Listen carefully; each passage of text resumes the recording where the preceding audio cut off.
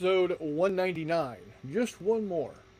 Um, you'll see things are a little different tonight.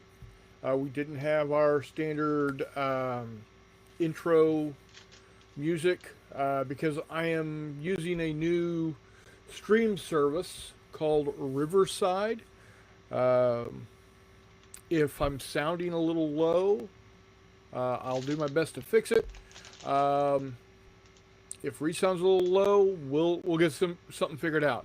The reason why we're testing Riverside right now is because Streamyard got real expensive this last year, um, or the last couple of months. They went to $45 a month, and yeah, not a big fan.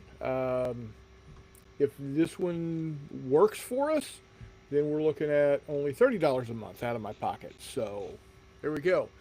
Telemic, and I don't know if we can pull up. Let me see if we can. Oh, yep, show on stream. Here we go. Might be a gamer if flock is a reference to something other than a herd of animals. True, true, true. And then we got Walkabout. Um, he says, "Hey Charles, hey, I beat Charles." Hold on one second.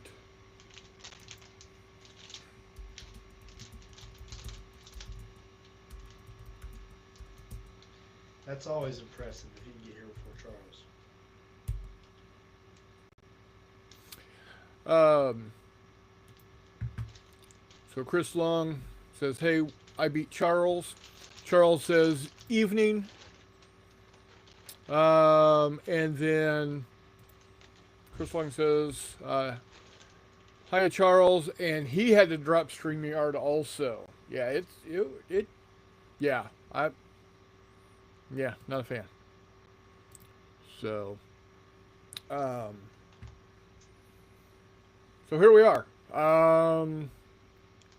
Let me check something here real quick.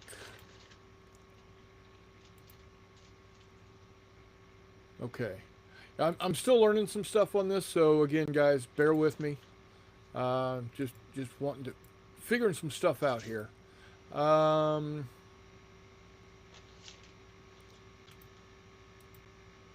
Where is it?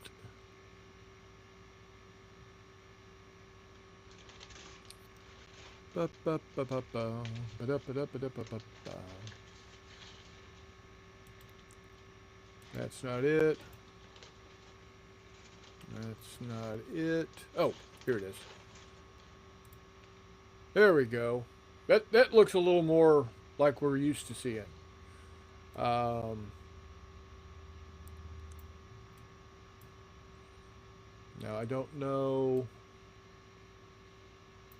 Okay, there.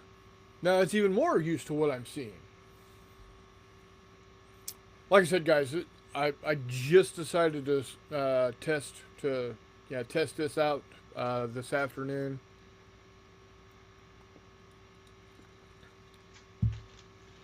So here we are. I am hold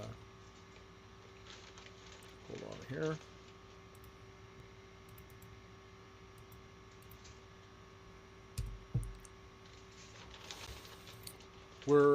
I'm sending the link down to McMurray. Hopefully he doesn't have too much difficulty with it. So, just as a heads up, if you order anything for the next 2 weeks or so from Wiley Games, the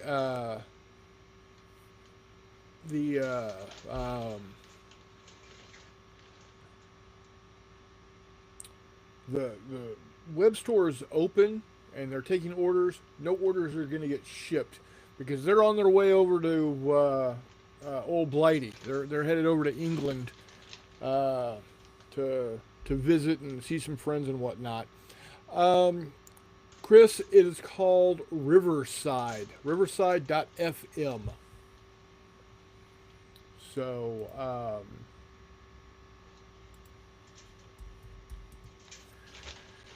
So, yeah, if it doesn't work out, then we'll look to something else. We'll just have to see. So, so yeah. So you can still order over at wiley-games.com. No sales going on, but you can always use not J as the coupon code, capital NOTJAY, and get 20% off there. It just won't ship for a couple of weeks. So then, of course, when you're doing your models, your miniatures, be sure to grab your Geek Gaming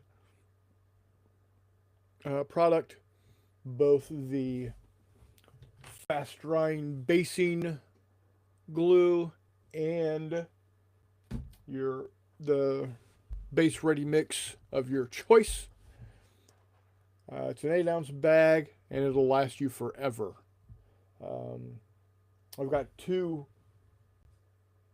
I've got 16 ounces of one, 8 ounces of another, and I'm not even close to using up all the 8 ounces. So yeah, it'll last you a good long time. So,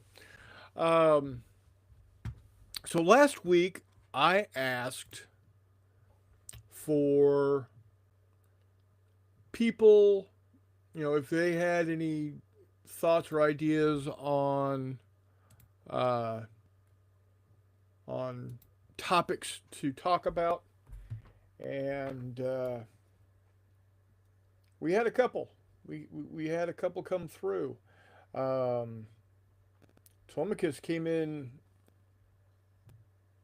with 20 different topics, 20 different questions to ask. So I think once McMurray hops on, we will dive into that. So okay, so I see how long I've been on, but I'm not seeing how many viewers. Hello, Mr. McMurray. What's up? How are you doing, sir? Not too bad. Not too bad. How are you guys? Pretty good. Doing well. Oh man, we got a different angle of Reese now. Oh, I just was turned around. Oh, yeah, that too. Well, the reason why we've got the reason why we went with a new stream service is because StreamYard's $45 a month now. Oh, gotcha. And this is right now. I got 2 weeks for free, and then if I decide to stay with it and use it, it's only $30 a month. So I thought there was a free version of StreamYard. Is that not a thing anymore? there is, but it is so very limited. I can't have my own background. I have to have the StreamYard bug up in the corner. I can't have my own thing. I haven't figured out how to do the intro music and outro music on this yet, but StreamYard, the free version of StreamYard, doesn't even offer that. So, gotcha. Just hold up a sign and play this music on your computer. Well, yeah. Old school, baby. Enough you want me to stand here with the boombox. Yeah, Reese But is we're just gonna going to see stand there with the sign, or we can just have Reese sit there, make his screen big, and have him wear his Chronicles and Not Jay shirt and play the music. There you go. There you go. Did you guys see Brian's Ultra Thirst Trap awesome looking thumbnail he dropped today I did. for his unboxing? Girl, we got to get that guy on here. That's one good looking man. Yeah, right. Chris Long says we can hear you better. Me? Yeah. Sweet. You're coming in loud and clear. Sweet. I was just holding the phone right next to my face. I can't figure out where to see the chat. Yeah, I don't bottom know. right corner, hit chat, and then pull up live stream chat. It'll bring up a bunch of menus. Brother, I'm on my phone. Oh, You guys mine- are just going to have to I got no clue. point it out to me. Yeah. So I can get this little whisper backstage thing, but I don't really feel like I can just talk to you guys. Right. It says, Chris Lung says, LMAO, that thumbnail was awesome. True facts. True facts. So a couple, the reason I've got the name of the episode tonight, Just One More, is because we're just one away of episode 200. Nice. If you can believe it or not. 200 episodes of this nonsense, these shenanigans, if you will. So what we're going to do is, like I said, last week I asked for people to give us ideas, and Telemachus came through. He's got 4 different categories with 5 questions each. We're not going to hit all of them tonight, but I do want to hit a couple.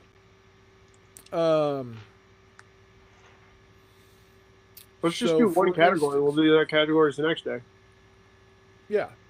So we're going to go ahead and we're going to talk about planning and preparation. And the first question he has here is, what are the key factors to consider when choosing a scenario or mission for a one-shot game versus a long-term campaign? So when I'm looking at a one-shot game, I normally am thinking in the sense of doing it at a convention, right? So I would look to see how many players can I get on the table. What rules am I going to use? And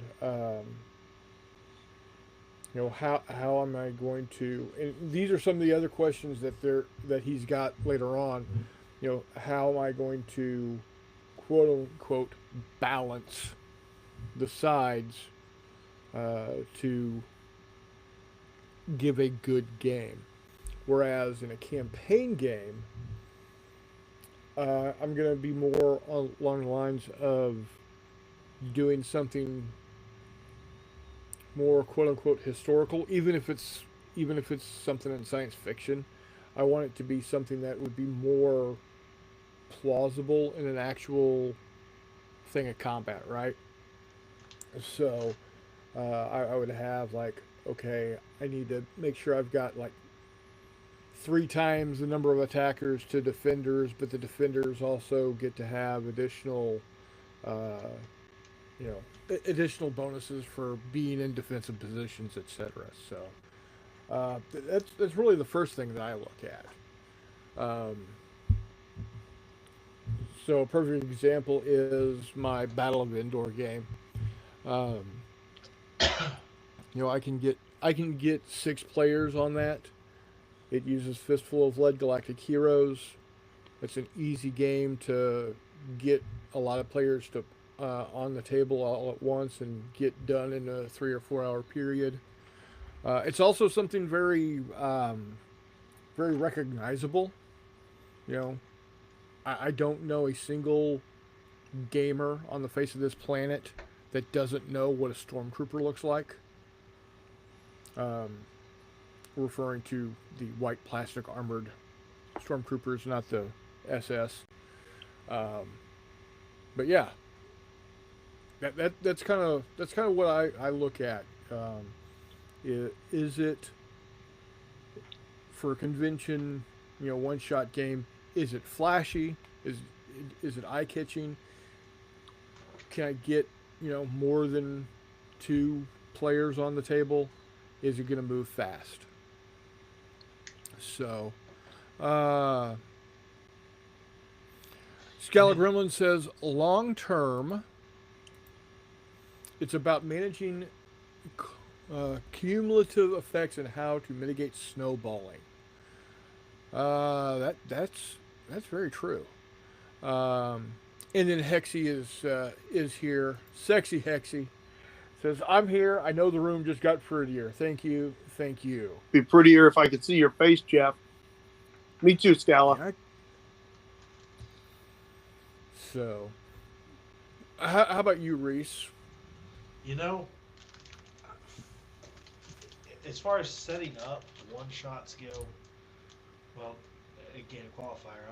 I'm a solo player, so I frankly don't care if it's balanced or not. I'm gonna set up what I want to play, and I'm gonna play it. But then, as far as like campaigns and stuff go, I use a lot of generation tables for that for myself. So whatever happens, I'm gonna play through it and just see what happens. If I'm setting up games for somebody else, I care a lot more about what the story of the game, what it presents, what it makes you think about, than I do whether or not a side is balanced. If you played my way game, that scenario is very unbalanced towards the player, to be honest. But it does it in a way that you don't know that until the end. And Right. you're worried about so many other things that you're not realizing you're breezing through this game. Because you are stressed about civilians, you're stressed about contact, you're stressed about what to do with your casualties. That by the time you finish the game so I just walked across that table, you know, you told a story, and I care a lot Right. more about that than I do how things tend to balance. So off topic, but that's my prerogative. No, I like for me, what gaming, I don't want to say what it's all about, but one of the things that I like most about gaming is being able to get back together with the people that I gamed with and talk about, oh, you remember when we did this? Like a perfect example is at March to Victory when I blew the shit out of that destroyer with a B-25. And the other guy did the exact same thing with his final bomb. Literally the last chance to sink that destroyer. No. And We could strafe them. yeah, true, but that would have taken forever. But he fucking swings for the fence and rolls a 96 out of 100 with that last bomb. I hit it and rolled an 8. The other guy hit it, rolled an 8. So we're needing 84 to sink it, and here comes Johnny Come Lately dropping a 96 on it. So, but that's something that we're going to be able to talk about for years to come. Or the KI-61 deciding it's going to go head-to-head with a B-25 gunship. Exactly. Getting Yeah. the snot kicked out of it. Right? We're not going Right. to remember the individual dice rolls there, but we're going to tell the story forever. Exactly. Yeah. So it's just, it's we may or may not remember what game system we played. We may or may not remember exactly what else was going on, but we're going to remember KI-86 going nose to nose with 14 freaking machine guns and 2 destroyers getting obliterated by skip bombs from B-25s. So, one of the times that we played indoor, well, I think it's like the first time that Burke played, Mike Burke played. He was playing, of course, the Stormtroopers, as he does, and he went hero hunting. He downed Chewie, he downed Han, he downed Leia, all with single shots. And that was, God, 4, 5, 6 years ago, and we still talk about it. You know, so when we get together for J3 or CJ3, we still talk about it. Or if a scenario is horribly unbalanced and somebody laid something out wrong, and your RPG gunner sitting on a D12, Oh yeah, you're yeah. never going to live that down. No, no, you're not, because I got shot in the face twice. So when you design your scenario, make sure it's decently balanced so you don't hear about it for the rest of your life. But again, though, it's something that it's I razz you about it, but I razz you out of fun because Exactly. that's what we're here for. Hexy's printing some Char Bs and building them at the moment. That was strange. What? We all three coughed or cleared our throats. Oh yeah. Chris Long says, my gaming and collecting has changed since my other half and I have decided to move. I think scale size is getting smaller. Chris is ready for the 2 mil. What up, Chris Long? Yep. How you doing over Yeah. How you Skylar doing? says it also depends on how long the campaign is. A 3-game campaign amongst 10 players and 20-game campaign with 3 players have a very different concerns and objectives to ensure everyone has fun each game. Very true. Chris Long says the Char B is a cool looking early tank. And Hex says, I blew up 2 of the March to Hell minis to 400% and printed them freaking awesome. They are huge. Yeah. He also printed them So- in FDM, and they looked very, very good. Speaking of big vehicles, I printed this up for Reese Poo here. Nice. That's awesome. Yeah, I'm thinking that I've got it to 54 millimeter, 135th scale, close enough. Let's be honest. Yeah. So it's first off, it's a free STL, so you can't go wrong there, right? Yeah. It's a free STL. I blew it up to 117.92%. I probably could have just gone to 120 and called it good, but whatever. I think it started off as 148th scale. I did try to get it as close to 135th as possible. The thing is so big that the hull took up the entirety of the build plate widthwise. Nice. So, I could not have printed it I could have printed it bigger, but I was going to have to do some crazy ass angles on it. And I was smart enough to hollow it out and drill a hole in it. It looks absolutely amazing. I'm looking forward to using it. Because even now, even with it hollowed out, with 1.5 millimeter thickness on the walls, it's still decently heavy. If I had not hollowed it out, you could have murdered somebody with this thing. So, this will be seeing the table at some point in time in the near future for the Marine Corps. I think both Vietnam and 58 Lebanon. Mm-hmm. So, yeah. 58 Lebanon's what I'm working on right now. Outstanding. Outstanding. And Good, it's good it's to not know. going to be 58 Lebanon. It's going to be historical what ifs. Stretch the blanket a little bit, 58 Lebanon. But I'm okay with that.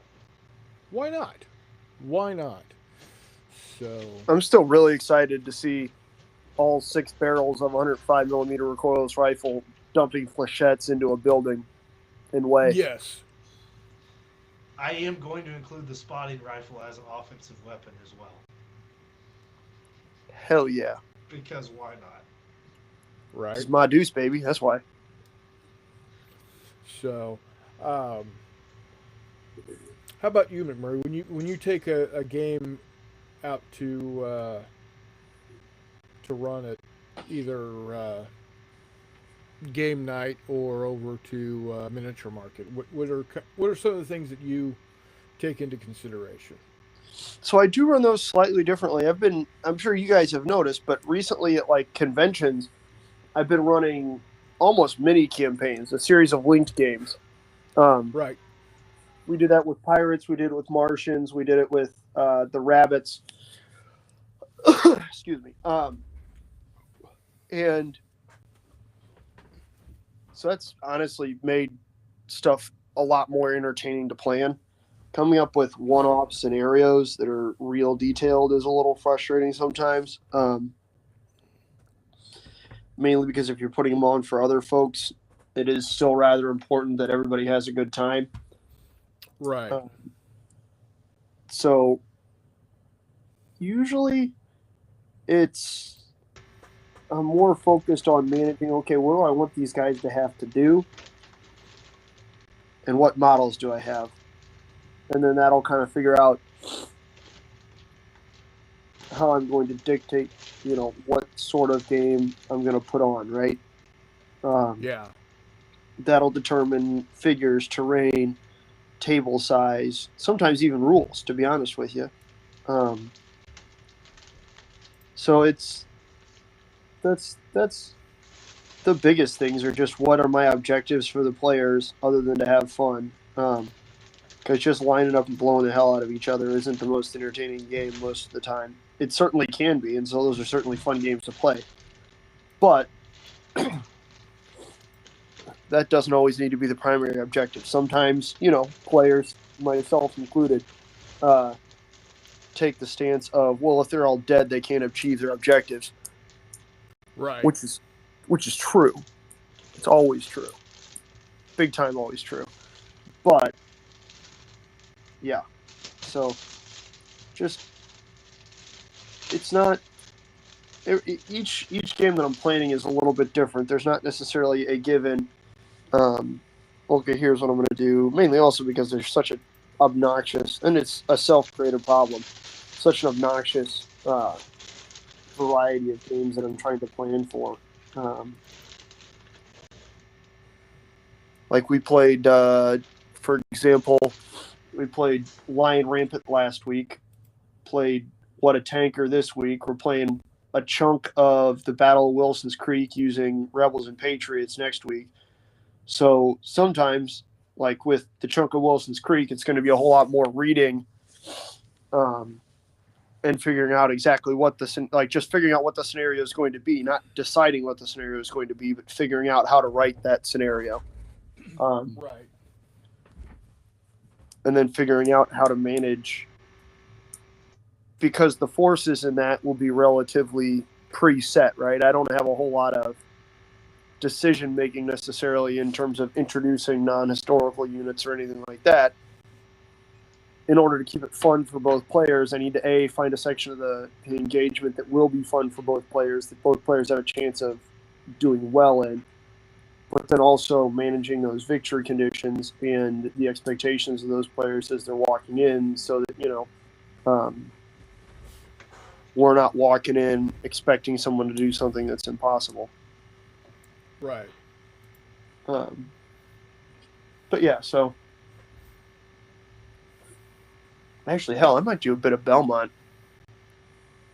Belmont might be a little easier to get a hold of, although they both need just a shitload of woods. I don't know. I'll figure it out. Wilson's Creek What's up? compared to Wilson's Creek. What about Wilson's Creek? I was like Belmont versus Wilson's Creek, or Yeah, they both needed an absurd amount of woods, to be honest with you. right. But Belmont doesn't need as much elevation change, which is kind of nice sometimes. I think there's probably less cavalry at Belmont too,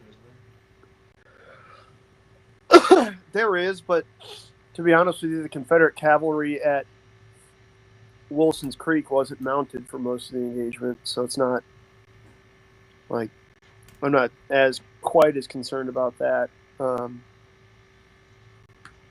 But either way, it'll be fun. It's just kind of a, like I said, everybody really, really enjoyed Lion Rampant. So I got a copy of Dragon Rampant, which is entertaining because then 2 days after I ordered it, Osprey announced that they're putting out a second edition of it, which is fine.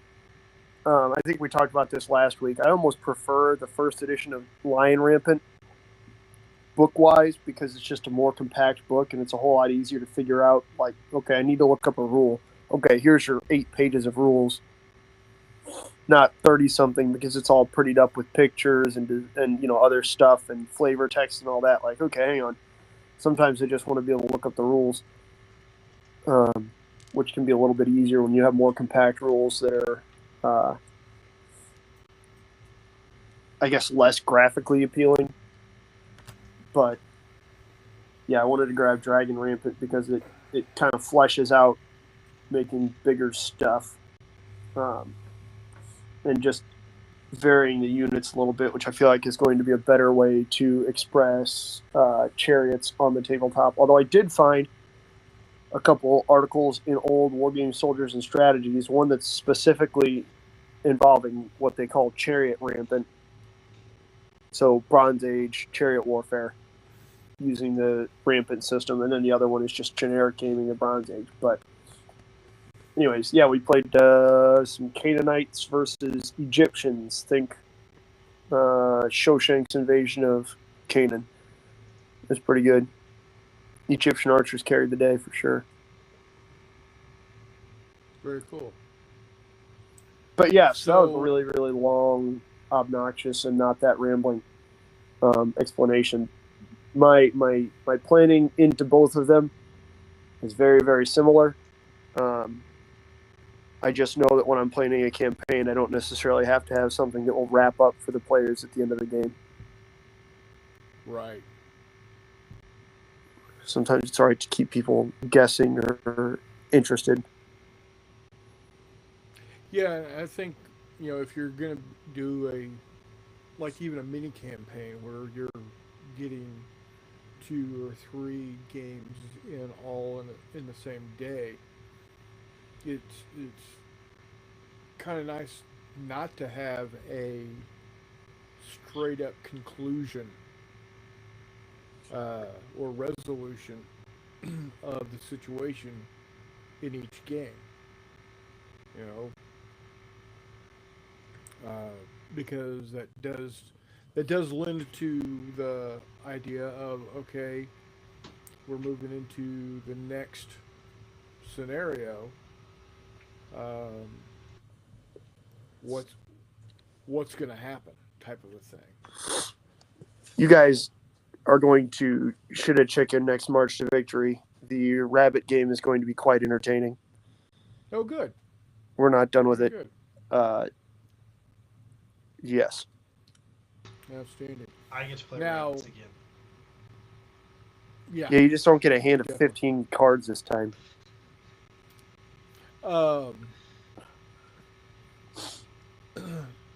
It looks like Charles is getting some stuff done on his wolves, and then it's going to be time to play some 15 millimeter. Hell yeah! And then Chris Long is not going to be Chris Long too much longer. He says, I'm hoping. Yeah, he's gonna. He says, I'm hoping to see some of the battlefields when we move. I know one of the first battlefields from the Japanese landings in Thailand, where combat around an airfield is close to where we want to live. Chris Long is moving to Thailand? somewhere to that effect. He will be somewhere in the Australasia location, it sounds like. Um, and Jeff says, damn, then you'll be called Chris long way from home. Yeah, no shit. That's no doubt, right? I thought you were going to be moving south at the border down here, Chris. I got Just all move to excited. the We were about to Florida Panhandle. have to It jump feels on the with the same American flag bandana. I was going to go have to get the overalls, everything. He says he's being retired and can't afford to live in North America. Well, It's too pricey. it's fair. Take your 3D printers and print stuff for the Australians. There you go. There you go. He's buying golf clubs as soon as he gets down there. There you go. Oh, Telemachus wants to know if it's going to be rabbits versus chinchillas. No, not quite. Same. Maybe rabbits versus chihuahuas. Nah, same basic idea. Same basic forces. We're going to add some. It'll probably be a bigger battles game. I need to order a bunch of rabbits to supplement. You said Actually, he's being forced into retirement. So, and Scala says, Chris, Lagorn, Thai for goodbye. I thought Lagorn was French for large lizards in Star Trek. Oh, that's Tyrannosaurus. Actually, I have no idea. I don't speak French. Wait, what do you got here?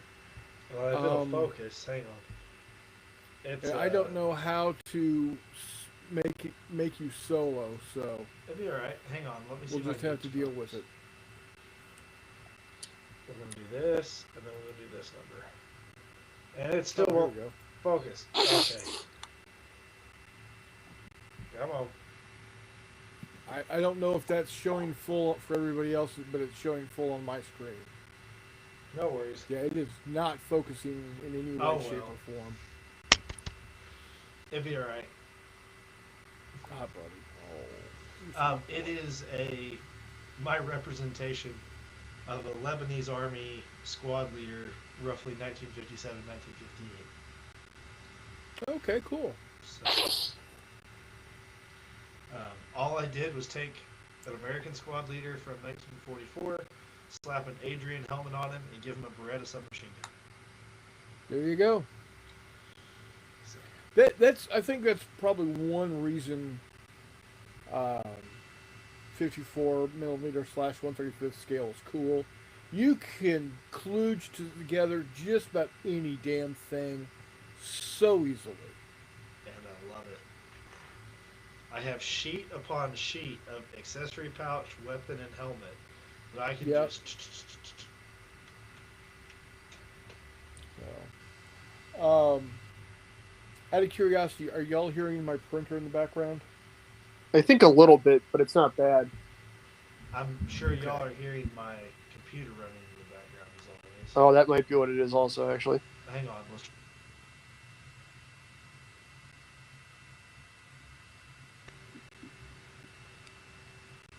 I don't know. You're probably also hearing my boy here purring. Like he does. He's like a non-stop purr beast. Aren't you, buddy? Oh, the other question I have is my wording. Thank you. Is my wording? You're killing me, cat. Is the wording read properly on Yes. on the screen? Yes, It is not. Okay. It is not reversed. We can clearly read Kansas City, buddy. Okay. Because it's reversed to.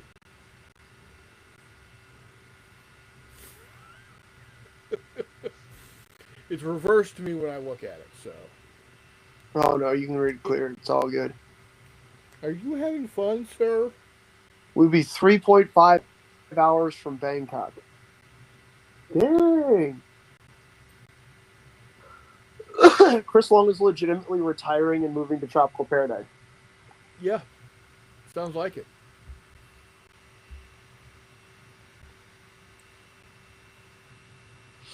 That's awesome. Nobody would ever believe that you're 11 years old. You know that, sir? You play too much like a kitten. Anywho, yeah, I don't think I've ever actually run a campaign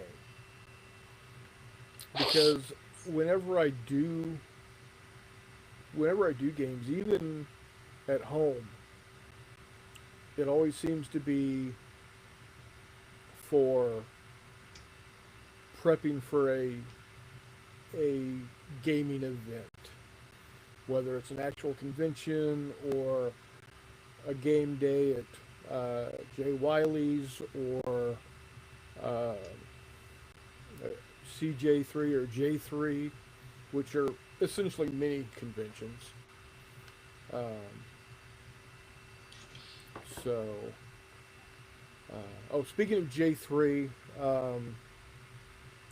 unfortunately for you, McMurray, it will be the 4th of July weekend. Yeah, I know. So, and Reese, since you're not on the FB, just giving you a heads up, it's going to be 4th of July weekend. If you can make it, great. If not, we'll see you next time. I will see what I can do.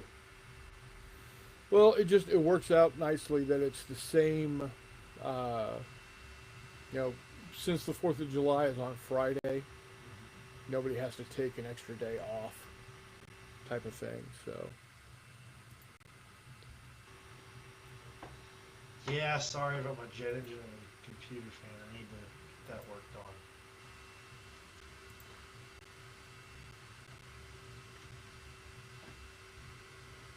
Black Mountain Golf Club is next to where Mr. Long is moving to. Thailand's ultimate golfing experience. Dog, you're gonna get Jeff on a plane. Yeah, you are. Somehow. That, yes, you are.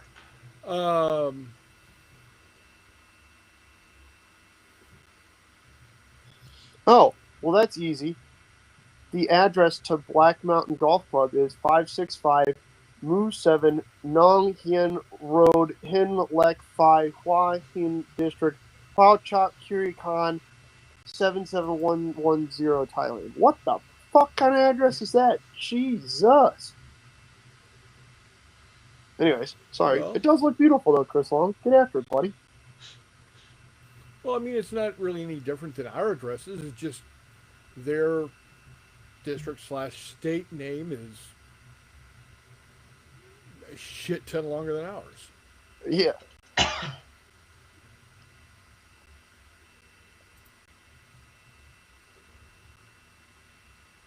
Okay. Chris says he can hear the printer, but it's not that loud. Yeah. So what I'm doing is I found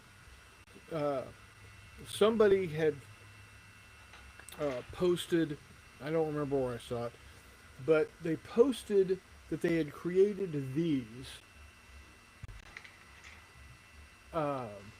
measuring, articulated measuring tools, where each of these little segments are roughly an inch long.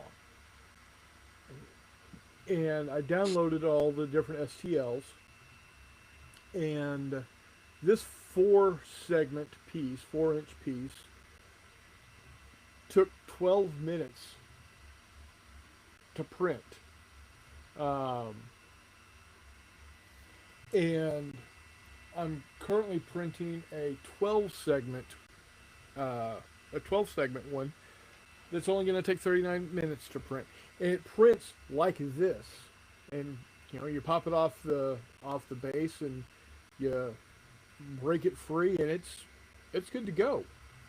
So I thought that was pretty cool. So I'm going to see what the 12-inch one looks, how the 12-inch one looks like. But I think it's neat to be able to set it down and be able to wind your way around your terrain for your guys to go marching through. That is super badass. Yeah. I can do a 4, a 5, a 6, a 7, an 8, a 10, a 12, a 14, an 18, a 20, and a 24. So I'm doing a 12 now to see how it goes, and seems to be trucking right along. So, yeah, I like the, 3D printing has really changed the tabletop gaming world. It really has. Between being able to print stuff to whatever scale you want to print it at, to terrain pieces like my Savo Island and this stuff, this type of thing. I just wish I was a little bit better at doing stuff in 3D design to be able to do my own thing. But apparently, it looks like AI, and I'm seeing if I can get this figured out myself. But I think I can take a 4.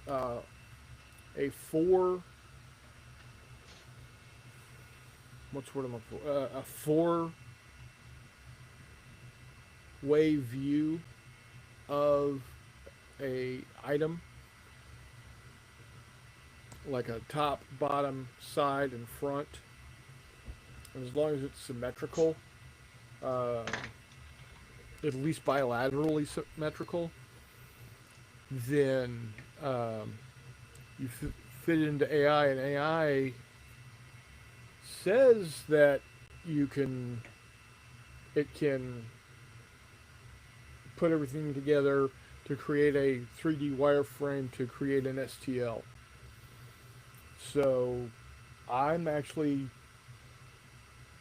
seeing if I can do that with a XB48 in 1/300 scale. An XB48. It was the Martin. It was the Martin entry into the medium bomber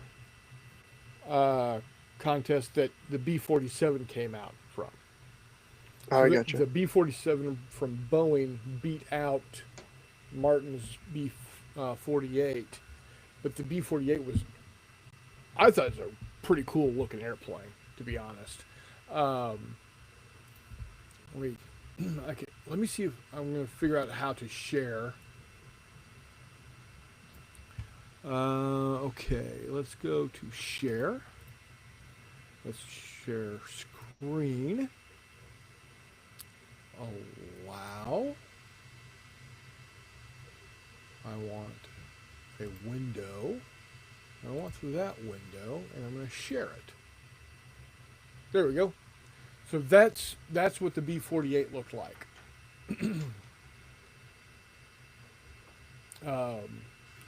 It had 3 jet engines in each wing. They weren't drop nacelles. They were in a single pod on each wing. It was a straight wing. But yeah, I think it's just a really cool looking airplane.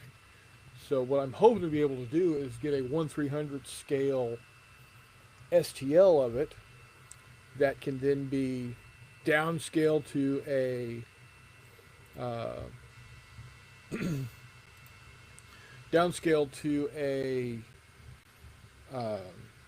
1/600 scale for somebody that we know. Yeah, you.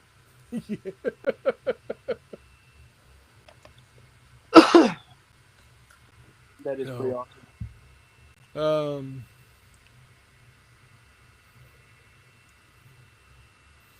Well, Chris Long will. It should be ready to go here in just a little bit. Uh, he said he's interested to see the 12. So as soon as it's done, I'll pop it off and show it.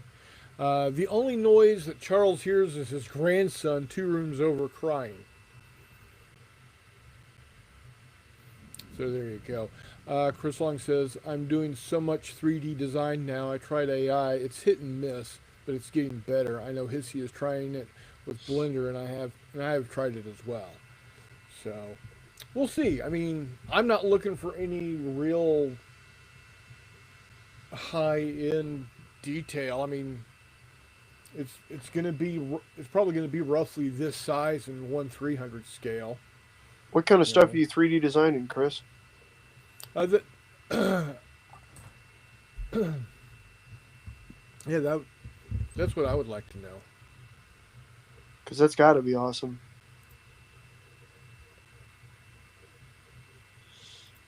Yeah, it's Radio FM or something, Chris. What is it? Oh, here we go. 1287th IDF stuff. Nice.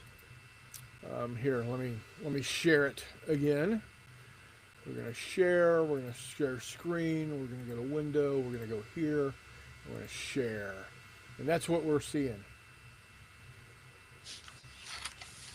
Beautiful. God, look at that. Yeah. Everything Chris Long does is pretty wildly impressive. Big fan. Absolutely. Brian, or Absolutely. Chris, what's this streaming service called? This is called Riverside. Riverside. There you go, warm up. Riverside. Those infantry look phenomenal, Chris Long. As do Yeah, the they buildings. Oh, damn.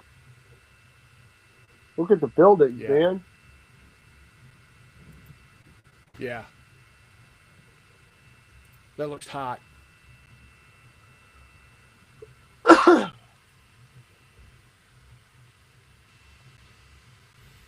Yeah, that looks good, man. I like it. Chris Long, as always, if you need some idiot to try and break it and mess up trying to print it, as you know, testing and stuff, just holler. I'm just kidding. I But know I'm going to catch some flack for this since I've already said I'm not getting any new minis this year. After However, convention. But However- since Chris Long is downsizing, and since I'm always willing to help a friend in need, if you have any of your 54mm stuff you want to downsize, let me know. We'll make a deal. honestly, Chris Long, the easiest way to do that might be pack that shit into a car, drive across the border, and mail it at a post office in the U.S.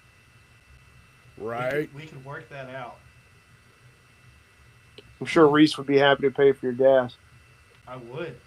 Matter of fact, See? I might know a cattle hauler up there that might be able to put it on a stock trailer and get it across the border.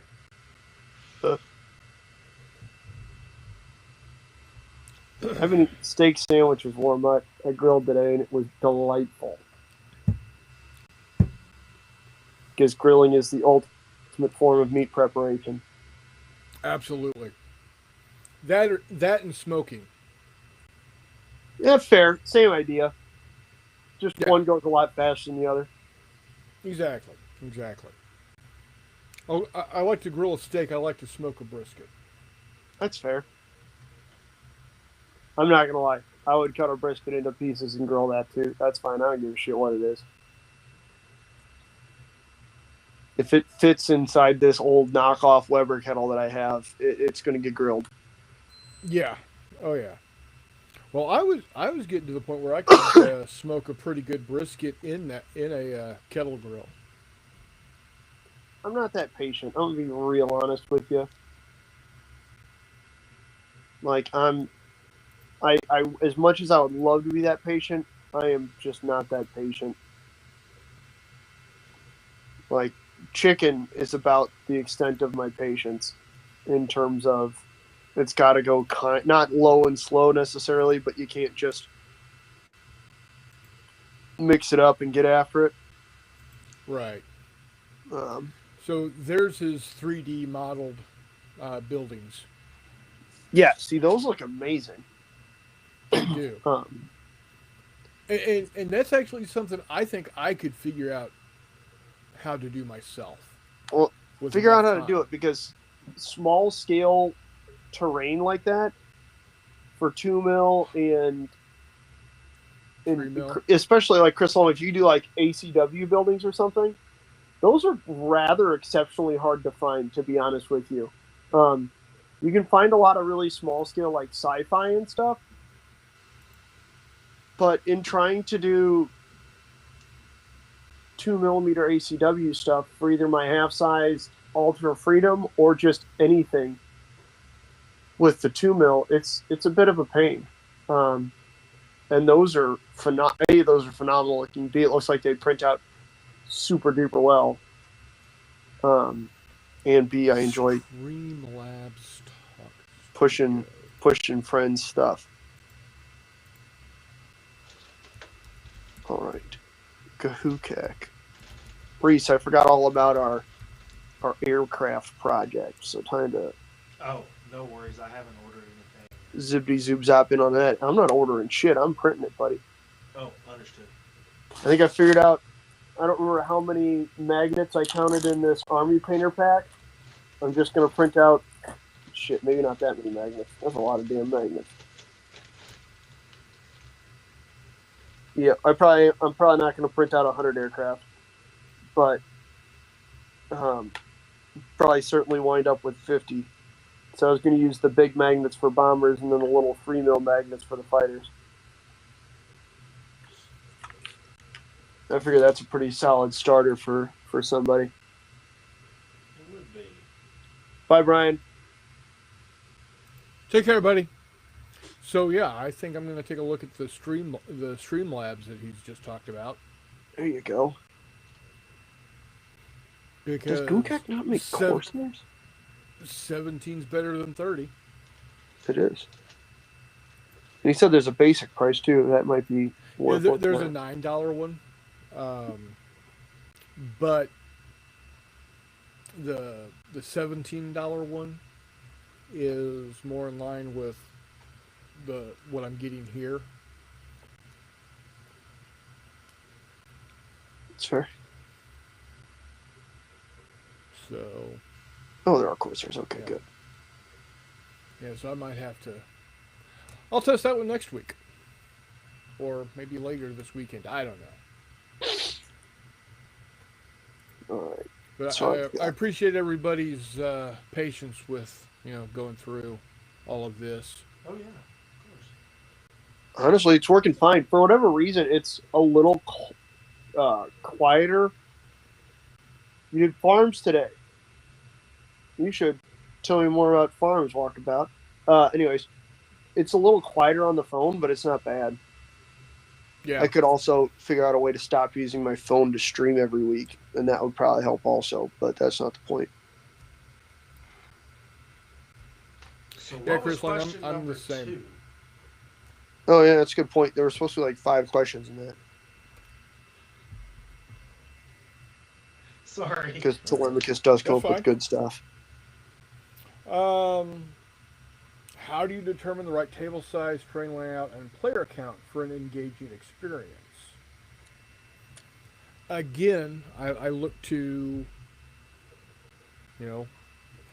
I'm normally looking to run a game for multiple players in a convention or, public gaming session. Again, I go back to my Battle of Endor game. I set it to 6 players, because I had 15 stormtroopers and 15. Well, actually, it was 12 rebel commandos plus Han, Leia, and Chewbacca. So, in 6, for me, 6 players is a good number for a convention game. It's not too many players, but it gets enough people on the table to, show the game off, especially when it's fistful of lead. Um, you know, show its versatility of how quickly you can get a lot of players to play a game all at once. And then also the thing to look at is, okay, are you wanting the game to have some maneuver in it, or do you want them to get to shooting immediately? Also, dealing with scale. Definitely when Reese and I put on the 54 millimeter Force on Force game, it definitely took a lot more space than I would have had needed to use for a 15 millimeter game. So those are all things to look into. You don't want to have a too small. Also, you don't want it to be too small if if you're going to have 6 to 8 players on the table. You want to have enough room to you're not elbowing each other. So I normally wouldn't go even with 15 millimeter. I don't go smaller than a 3x3 table. If it's a bigger scale like Reese's 54 millimeter, I see if I can get a 5x8. So that's where I am. Also, it has to do with how big of a playmat can you get. To be honest, and there's ways around that. If you need to go bigger than the standard 4x6 that everybody seems to be able to buy, there's ways around it. McMurray's got some pretty ingenious ways of handling that. Of what? Having a bigger playmat than your standard 4x6. If I remember correctly, playing with naval the pirate games and liking them in big scales or realistic scales has a tendency to force you to be very creative with that sort of thing. Yeah. If I'm not mistaken, the pirate game you had actually 2 mats. I was about to say, depending on the scenario, most of the time with my sea stuff, I think the biggest I've ever put on was a 6x12. Yeah. Yeah, because we used Tim's tables is 6x12, and we had that thing chock full of stuff. And that was quite entertaining with 28 millimeter ships. Yeah, that was super fun. There's his farm. Oh, shit. Yeah, right? Chris Long, whenever you start selling those or... And there it is printed out.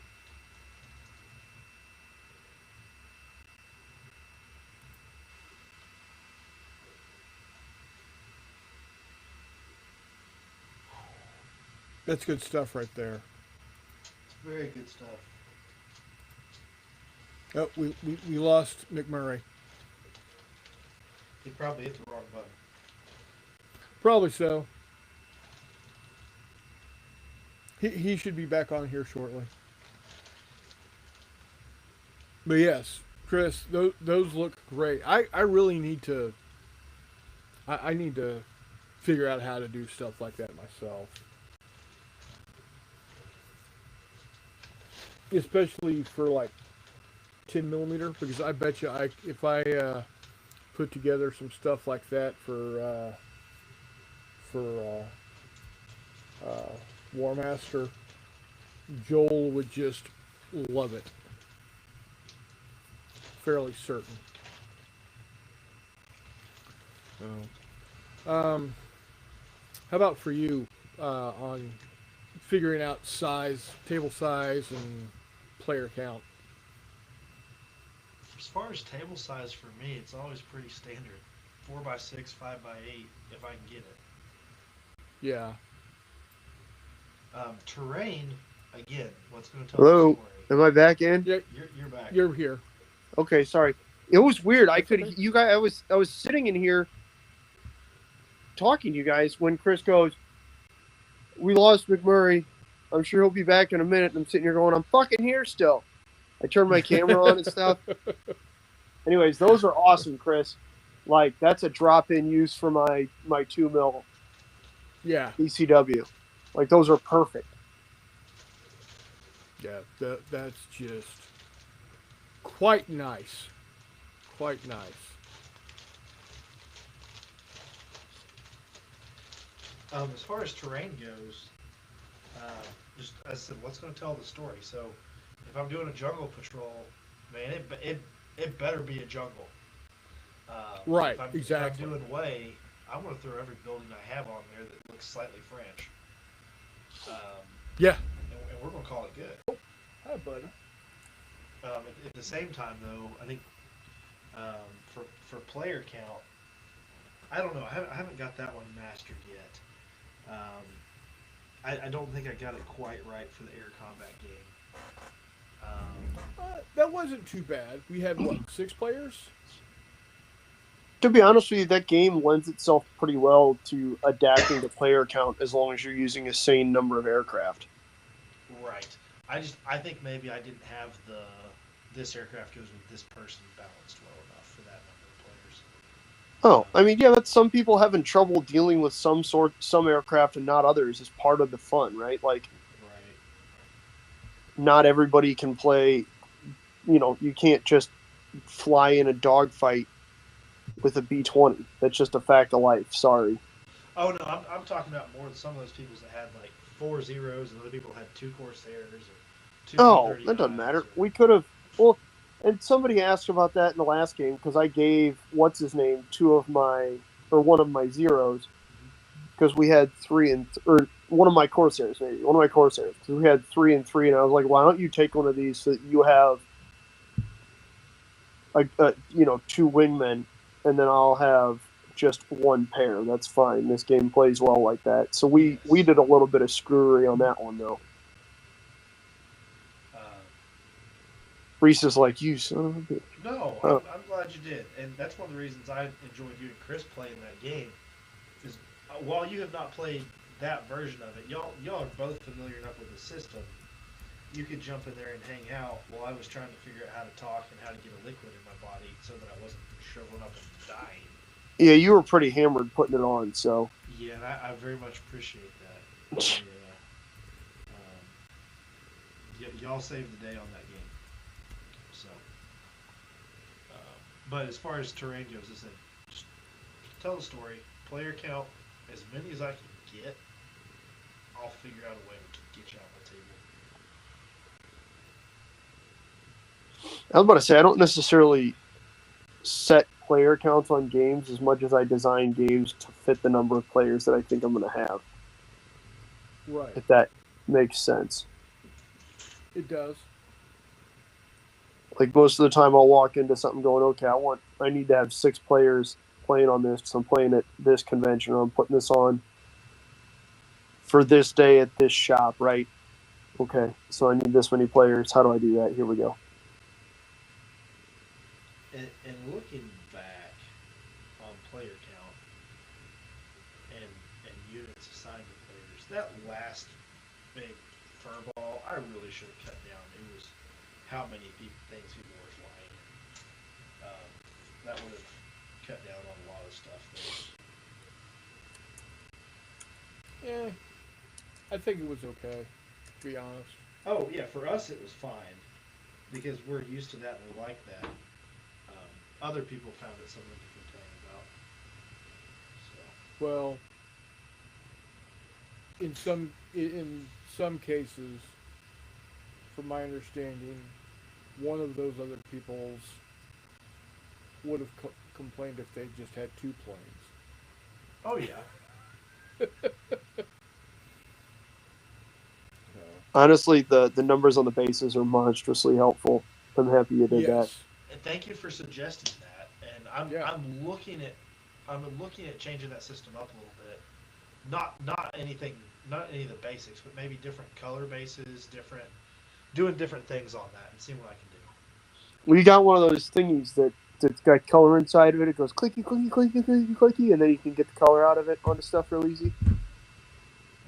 Yes. I also have a slew of those chips.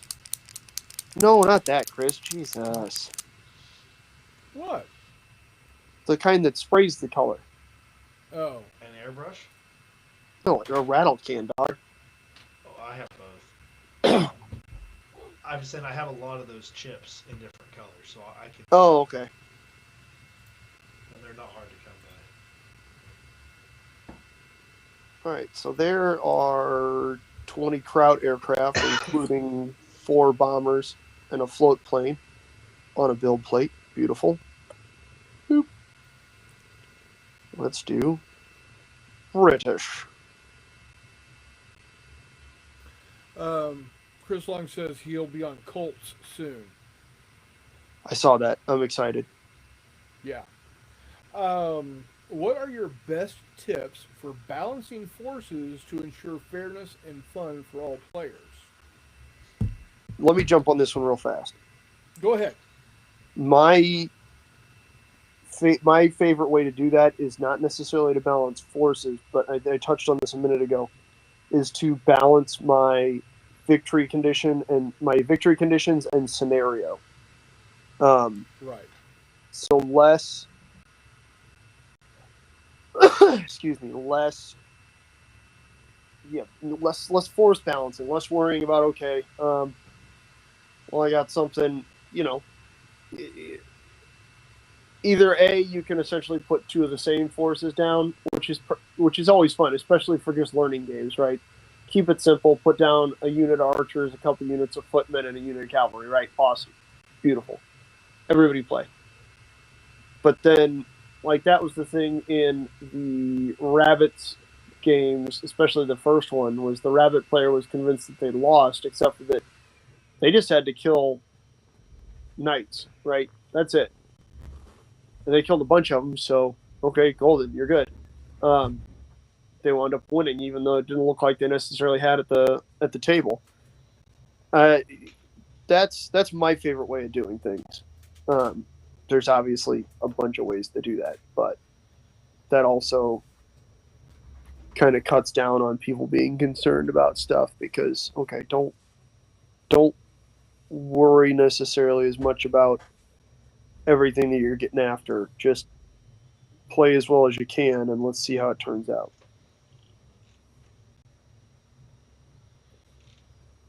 So I'm right here's there the with you. 12.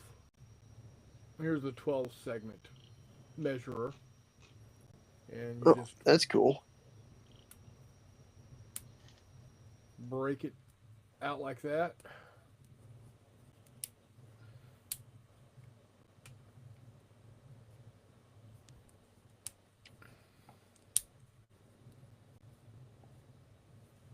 Come on.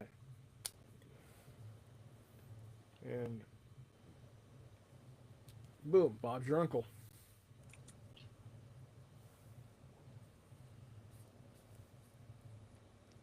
So there you have it.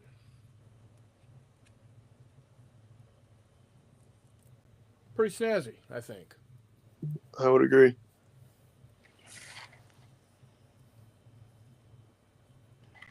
Let's see. Brits. I've got Spitfires, Hurricanes, a Beaufighter, a Lancaster, and a Halifax.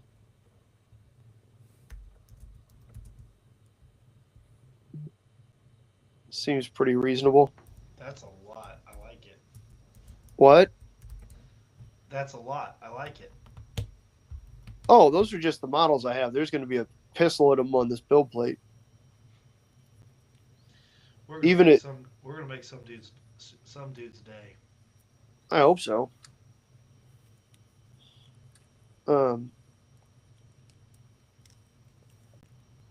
This Halifax is fucking big, though. Jesus.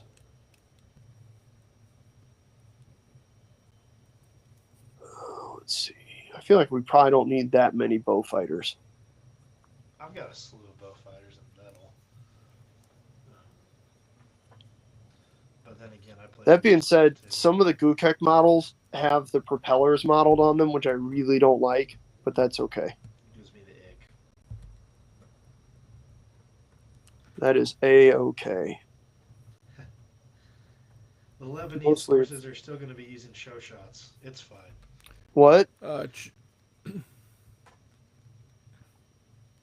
What did you just say about shows, Reese? I said the Lebanese forces in 1958 are going to be using them. Because why not? Yeah, that's fair. Why not is exactly the right question to ask there. Charles wants to know if they've got a PBY Catalina. Yes, they do. Gukek does have PBY Catalinas. That will be under the U.S. Navy, U.S. naval aircraft that I put onto a thing. Onto a build and plate. he's asking what? No Mossy? I don't know if Gukek's got mosquitoes or not. There aren't mosquitoes, and that really makes me sad. I was looking. Tumbling Dice has really nice ones. Pico Armor has really nice They ones. do have really nice ones. You are correct on that. Now, I think it's Captain Ahab on Thingiverse has mosquitoes. I know that because I've downloaded and printed one. I've got it around here somewhere. Hey, what scale are you doing those? 1/600. Awesome. Well, rather, they're 1/900 scale planes that I'm just scaling up 150%. So If they work, they work. I'm not worried. it should work. I hope that works. I will work on getting his information. Don't worry about it. I'm just gonna print a bunch of it and I'll send some to you. Sounds good. So for me, balancing Fistful of Lead, it's pretty easy to quote unquote balance. You've got a team of 5 guys, 1 leader, 1 specialist, 3 regulars, or 3 groups of grunts or whatever. And with the build rules, if you stay strictly with them, you're going to come up with essentially balanced teams. Now, again, it's been said many times by Jay Wiley and others that if you're doing something like Star Wars or Masters of the Universe or G.I. Joe or what have you, take the build rules and throw them right out and build the characters the way they should be built. So, if Darth Vader's got more traits than is allowed in the game for a leader or a hero or what have you, that's fine because you're building Darth Vader. So it's not a big deal. For a game of Fistful of Lead, I've created a couple of different scenarios where they're technically not balanced because it's asymmetrical warfare. It's mid 2000s U.S. infantry versus jihadists in Ashkrakistan. Also, they're bad guys. Who gives a shit if they get killed?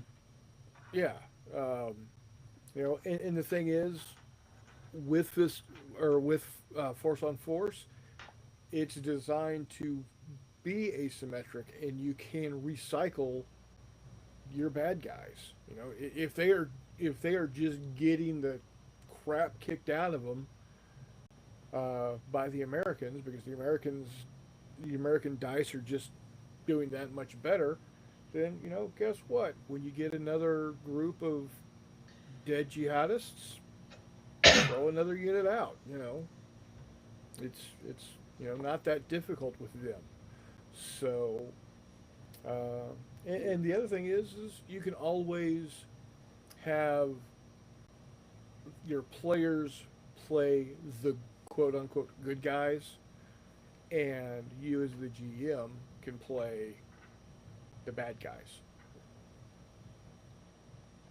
That makes it where all the players are going for the same objective of killing bad guys.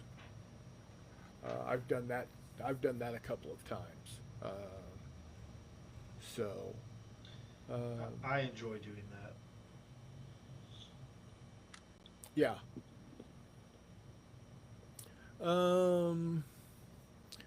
Charles says the Catalina is one of his top 5 favorite World War II aircraft. Understandable. 100% understandable. It's a cool airplane, man.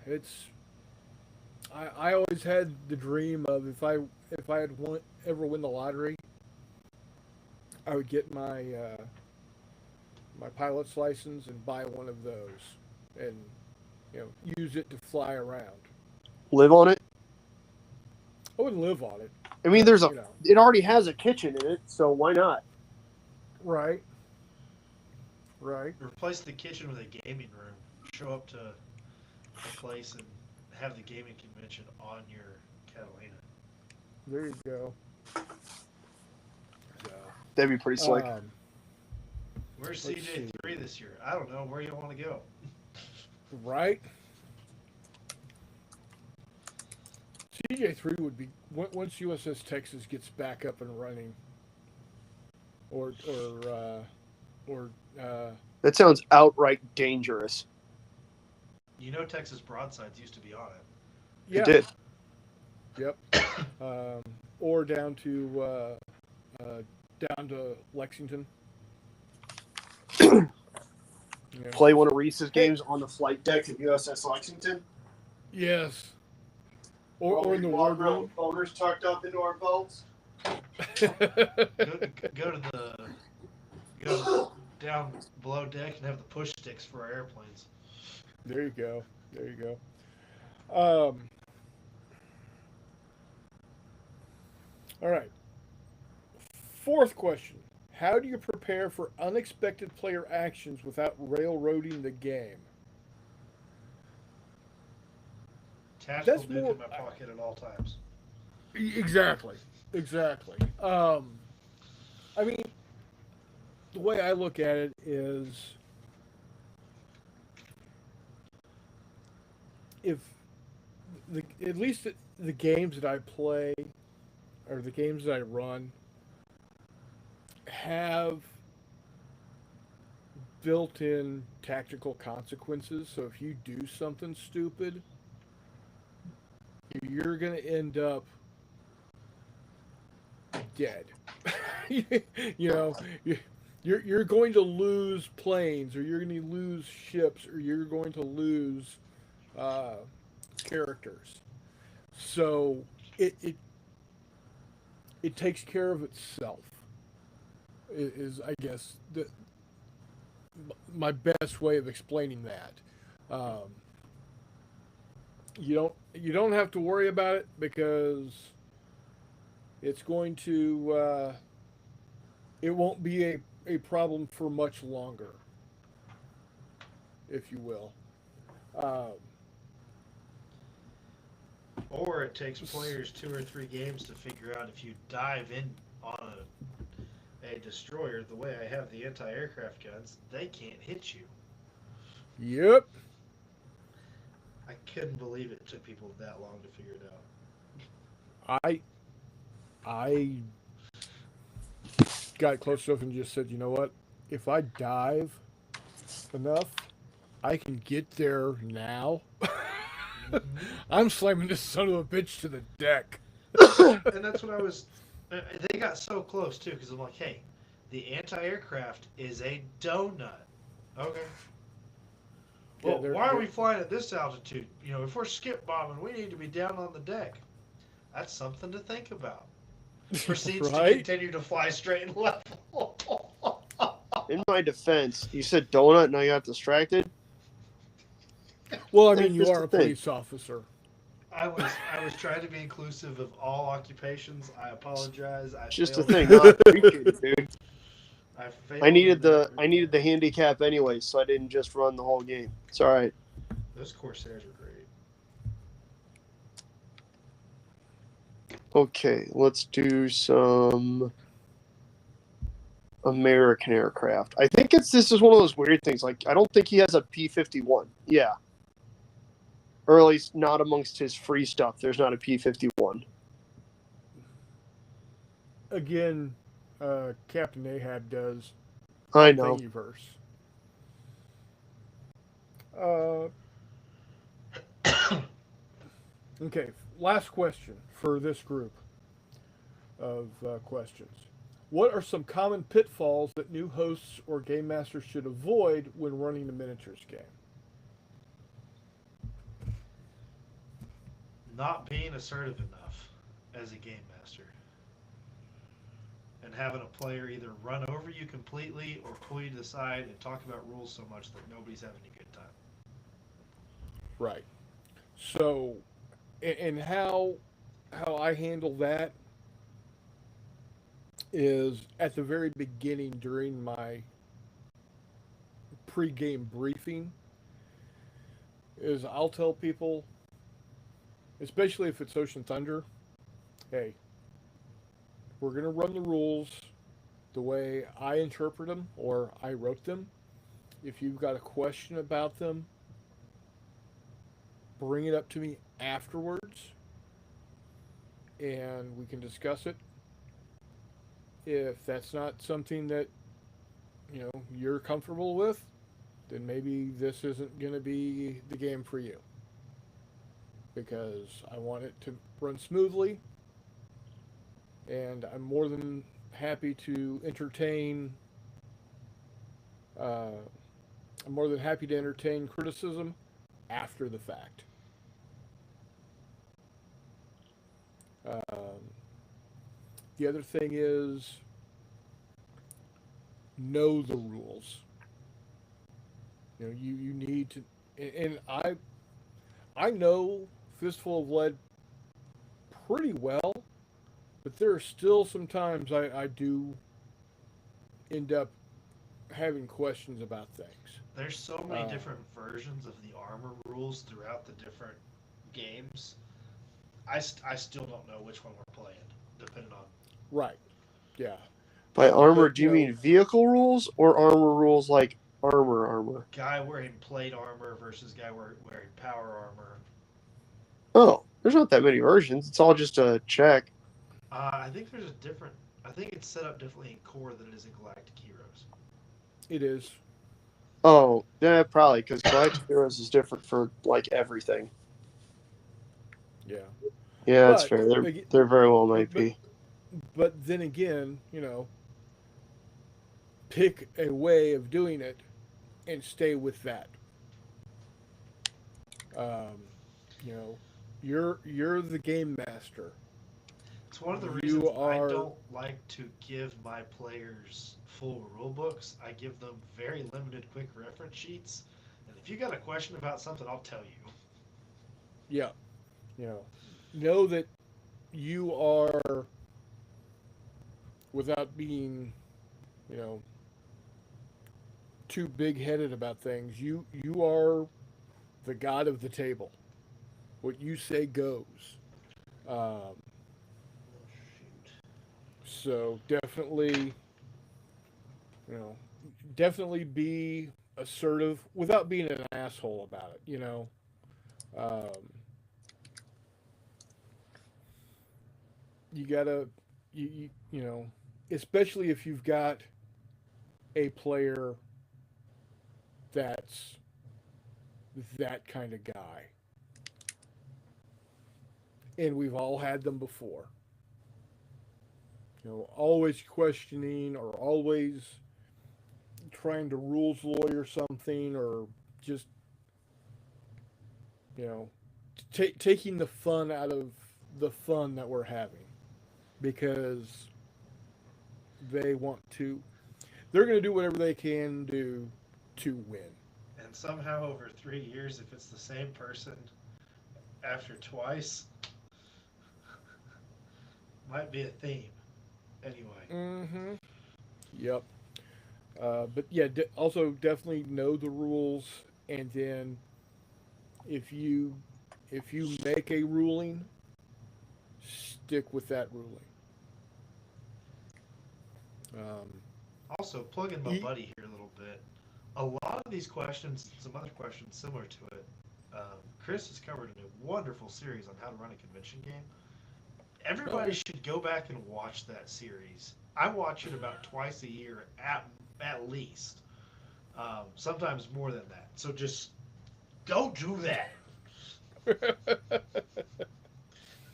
uh, I thought I did okay with that. You did well. Um, Thank you.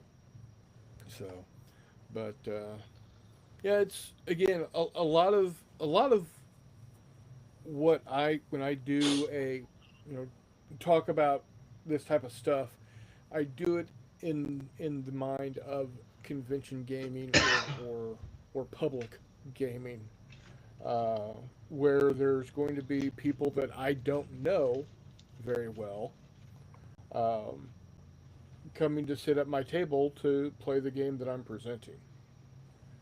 So, you know,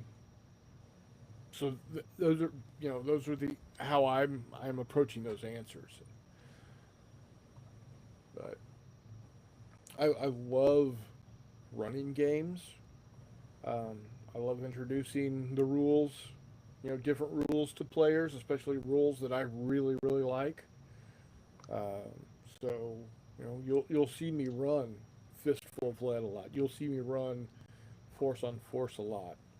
Um, it's because those are games that I enjoy playing, and I want other people to enjoy as well. And it helps that the people that have written those different sets of rules are all in all pretty cool guys. Because you know you got to admit Jay Wiley's a pretty hip cat.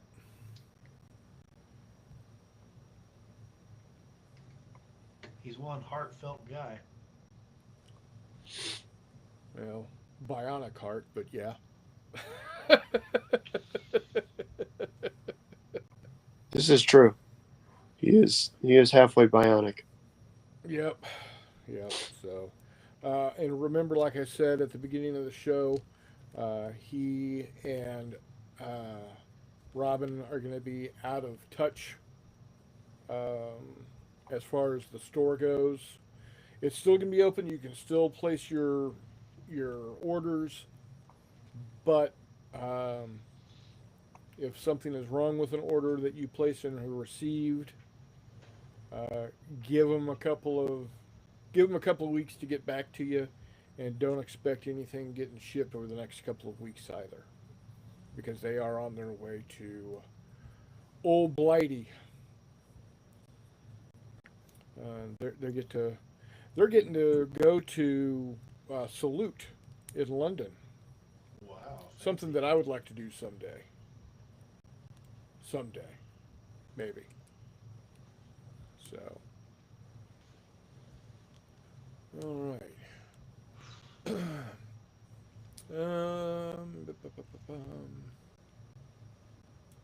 Just looking to see if there's anything else. I'm giving these guys just a little bit of everything.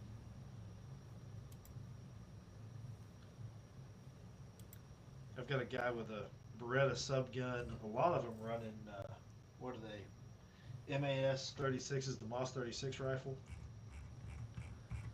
And then Yeah.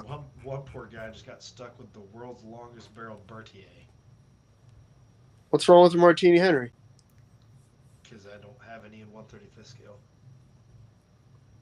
That Oh, sounds really? like a you problem. Yeah. All mine I'm about are. to say martinis are awesome. Oh, I love them, but all of my martinis are in 132 where they belong, shooting Zulus and Cape Buffalo, and the occasional German. I got you. So, no, I'm building. a ragtag group of Lebanese army guys for 1958. Well, there you go. They're going to have a lot of ammo logistics problems, though, and that's okay. Because their squad autos in 303, their light machine gun is in 8mm lapel. It's going to be a whole thing. Sucks to be a bad guy. Yep. The problem is there are allies in this game.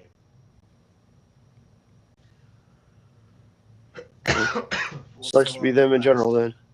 Well, I'm kind of building them as some sort of Mediterranean, Middle Eastern, early Cold War, I can use this for anything force. That's fair.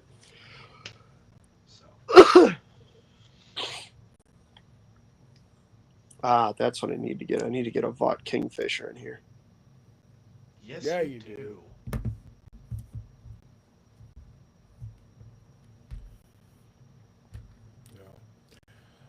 Well, I think we're going to go ahead and wrap up episode 199. Next week, it's Big 200. So, I don't know if I'm going to do anything fancy or special, but, you know, be here and we'll figure it out. So, and like I said, with this... With Riverside, there might be a way to do outro music and intro music. I haven't figured it out yet. So, it's going to be really abrupt. So, if y'all don't have anything else to say, until next time, we'll see you on the flip side. See you guys. Bye, Paulie. All right, there we go.